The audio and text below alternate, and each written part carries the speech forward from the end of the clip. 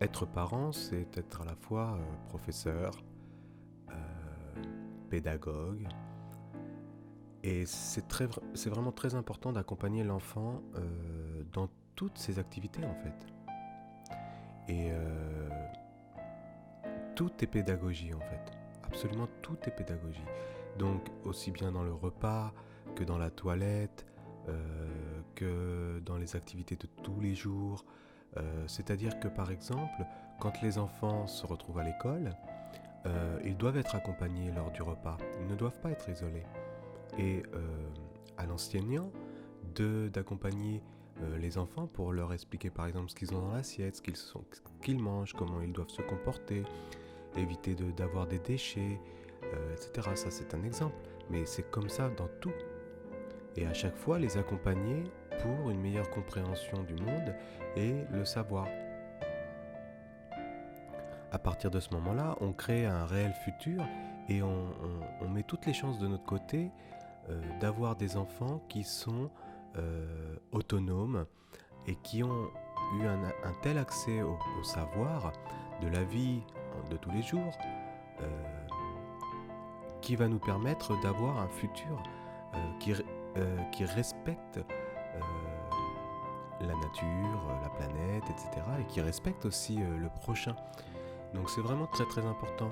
C'est pareil aujourd'hui, par exemple, les professeurs enseignent mais ne participent pas. Donc ça, c'est des choses qui sont,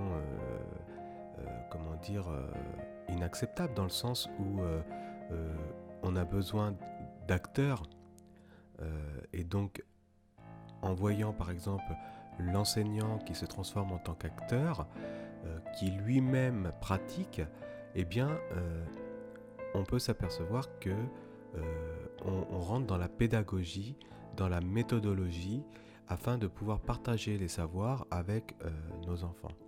Et les parents, évidemment, le fait qu'ils soient pris en otage par une société de consommation, le travail industriel, etc., eh bien ils ne sont plus proches de leurs enfants. On leur prend leurs parents en fait. On sépare les parents des enfants en fait. Et je pense que c'est vraiment ça le problème. C'est un des problèmes de ces sociétés soi-disant modernes, etc.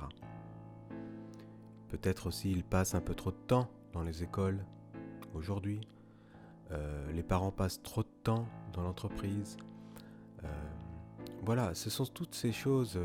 Et je ne suis pas contre l'entreprise, je ne suis pas contre l'enseignement ou les écoles, mais c'est vraiment important cet accompagnement perpétuel de l'enfant. Alors je ne suis pas en train de dire qu'il faut tout le temps être derrière les parents ou tout le temps être derrière les enfants. Non, il leur faut quand même de la liberté, mais on s'aperçoit très bien que pour un certain équilibre mental, on va dire, et un équilibre physique, il faut toujours être proche de notre progéniture, on va dire, de nos enfants, et de les accompagner dans la vie pour espérer un monde meilleur. Et quoi de mieux que la famille ? Une famille équilibrée mentalement, d'accord ? Et qui vit dans une certaine autonomie intellectuelle, autonomie au point de vue alimentaire, autonomie au point de vue énergétique. Et ça, c'est vraiment le plus important dans l'enseignement des enfants et des futures générations, en fait. Moi, je crois vraiment à ce partage et tout ce qui est alimentation biologique, etc., etc. Arrêtons, alors évidemment, pour ceux qui veulent des fruits hors saison, on peut continuer à une plus petite échelle de continuer à faire du commerce international, etc. Mais on voit bien que ça a des effets néfastes. L'alimentation, c'est un des gros des facteurs de ce réchauffement climatique, de l'abus, de l'utilisation abusive des pesticides, etc., etc. Ces champs qui permettent des récoltes abondantes, par exemple, je pense que ça doit être pour les grandes villes, pour nourrir les grandes villes. Et il faut qu'elles soient aux alentours. et non pas qu'elle traverse la France ou toute l'Europe ou tout le monde entier pour nourrir un autre pays, etc. Il faut vraiment manger local. Et je pense aussi que, par exemple, toutes les petites municipalités, les petits villages, etc., ils devraient, pouvoir s'alimenter par eux-mêmes. Et c'est vraiment important. Et faire revenir, par exemple, dans les cantines, des produits frais plutôt que des produits qui viennent d'Espagne, d'Amérique latine ou je ne sais d'où. Donc ça, faut vraiment favoriser cela, et je dirais même en termes d'obligation, l'obliger au moins à 60-70%. Expliquer aux enfants ce que c'est que le compost, expliquer tout ce qui est recyclage, etc. Éviter les plastiques, parce que quand vous cuisinez local, quand vous récoltez local, ça vous évite d'avoir à faire de l'emballage, par exemple. Et donc tout ça s'organise autour, on va dire, de la municipalité, du village, de la petite ville, peut-être du département, mais on mange toujours local. Et par exemple, les grandes structures, les grandes multinationales comme Carrefour, Walmart ou je sais pas quoi, eh bien, en fait, c'est pour les villes, les mégalopoles. C'est pour les mégalopoles, mais en aucun cas, on devrait avoir ces grandes enseignes venir, dans nos villages, etc. Non, c'est pas possible. Parce que c'est là où tout collapse, en fait, où tout explose. Et on voit bien aujourd'hui, c'est en train d'exploser. C'est-à-dire que les analyses sont faussées, tout est faussé. Tandis que quand vous quand vous récoltez local, vous savez, la municipalité sait exactement, connaît exactement ses dépenses en alimentaire, en énergie, etc. Et ils peuvent redistribuer selon, euh, selon la population, combien ils ont d'habitants, etc. Et ils savent faire des analyses qui leur permettent de dire si oui ou non c'est possible de grandir ou pas. C'est-à-dire de cultiver plus grand ou d'avoir accès à plus de naissances, etc., etc. C'est vraiment important, parce que sinon on perd tout contrôle. Le contrôle commence au centre de la famille. Le contrôle est au centre de la famille. Lamentablement, on s'est fait berner par l'industriel, toutes ces industries, la consommation à outrance. Encore une fois, je vais parler des marchés financiers, des politiques, etc. Ils font leur business et puis nous, ils en ont rien à faire, quoi. De notre santé, voilà. Et en plus, on a bien vu les côtés pervers de ces systèmes, c'est que finalement, maintenant, tous les champs sont contaminés de pesticides, on ne sait pas ce que ça va donner dans 15-20 ans, il peut y avoir des cancers, enfin des maladies, enfin on n'en sait rien. Voilà, comment on peut prendre le risque, et sous prétexte de la famine. Tout ça, c'est des balivernes, On a été complètement dupés, trompés, et je dirais même trahis. Et c'est ce qui a tué l'économie, plutôt que de l'optimiser d'une manière équitable. C'est ce qui tue tout, en fait, ça tue tout. L'appât du gain, voilà. Alors tout ça, on le sait déjà, mais il faut essayer de remettre tout dans son contexte. Et je pense vraiment que c'est vraiment important, l'agriculture locale, les agriculteurs locaux qui travaillent pour la municipalité, pour les villages à côté, ça évite de contaminer en essence, le transport, les emballages, etc. C'est vraiment important, c'est de là c'est ici qu'on doit démarrer.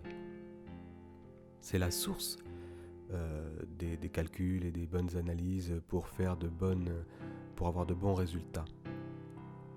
Et donc, pour revenir aux enfants et et ça permet de partager un savoir avec nos enfants. Et quoi de plus beau que de partager avec nos enfants ? Voilà, c'est vraiment très important, parce que, encore une fois, bien, ça crée des inégalités sociales, des divisions sociales, et c'est ça le plus atroce. Et on en en est là aujourd'hui. Et je ne comprends pas pourquoi on n'arrive pas à faire ce changement qui est important. On a perdu toute autonomie, on s'est divisé, plus personne n'ose parler, tout le monde a peur. Vous comprenez le truc et astuce, le truc et astuce. Vous comprenez la magie de la stratégie, des manipulations de ces dirigeants qui sont complètement... on détruit les familles, on sépare les enfants des parents, les parents... Alors évidemment, si les parents sont des gens toxiques, donc cela ça relève du côté psychiatrique, on va dire. Donc ça, c'est encore un autre sujet, mais tout le monde n'est pas toxique. Voilà, tout le monde essaie de s'en sortir, et je pense que ce système pervers rend les gens toxiques, a une réelle influence sur le comportement de nos sociétés. Donc voilà, il faut revenir à une alimentation saine et partager avec nos enfants, et à chaque fois être présent à leur côté pour leur expliquer le monde, leur partager notre savoir afin qu'ils puissent accéder à une certaine autonomie intellectuelle, comme je disais plus tôt, une autonomie alimentaire, une autonomie en énergie, et voilà. Alors, pour terminer, on dit aussi que les produits bio sont plus chers. Alors évidemment, face à la concurrence, les grandes enseignes, etc., qui baissent les prix, qui tuent les agriculteurs, qui tuent nos sols, etc., à force de baisser les prix, avoir toujours optimisé, eh bien forcément, l'agriculteur qui prend plus de temps dans son champ, qui prend plus de temps pour ses tomates, qui ne fait pas forcément en grosse quantité, qui est là seulement pour le local, etc., mais effectivement, c'est un peu plus cher. Mais finalement, par rapport à la qualité du produit, peut-être que c'est pas très cher finalement. D'accord ?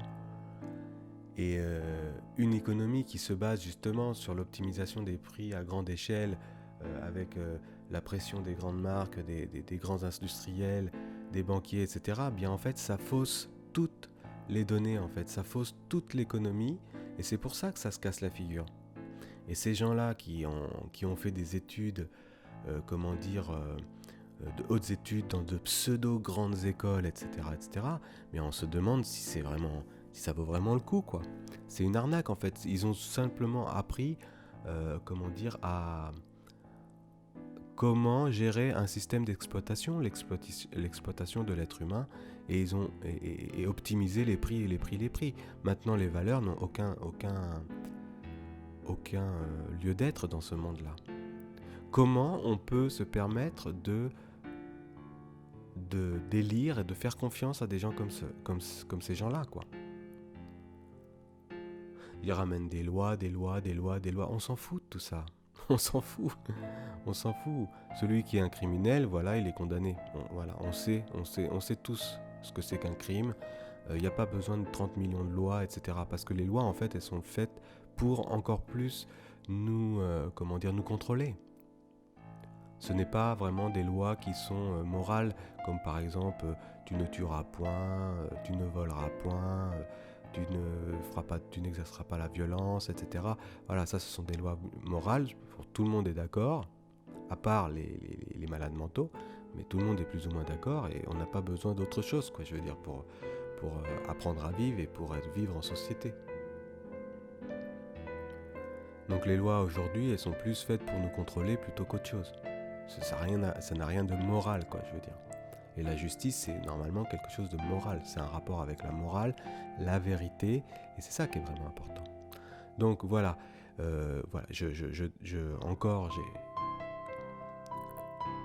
Alors je me perds dans mille et une explications, mais vraiment le plus important, c'est nos enfants, le futur, les familles, et il faut arrêter de les séparer, et tout doit se faire en local. Tout doit se gérer en local. Et les municipalités doivent reprendre quelque part un peu le pouvoir, et dans leur région, pouvoir cultiver sans pesticides, etc. Et c'est à partir de là qu'on va pouvoir s'organiser de manière à retrouver un certain équilibre et surtout un équilibre pour la planète.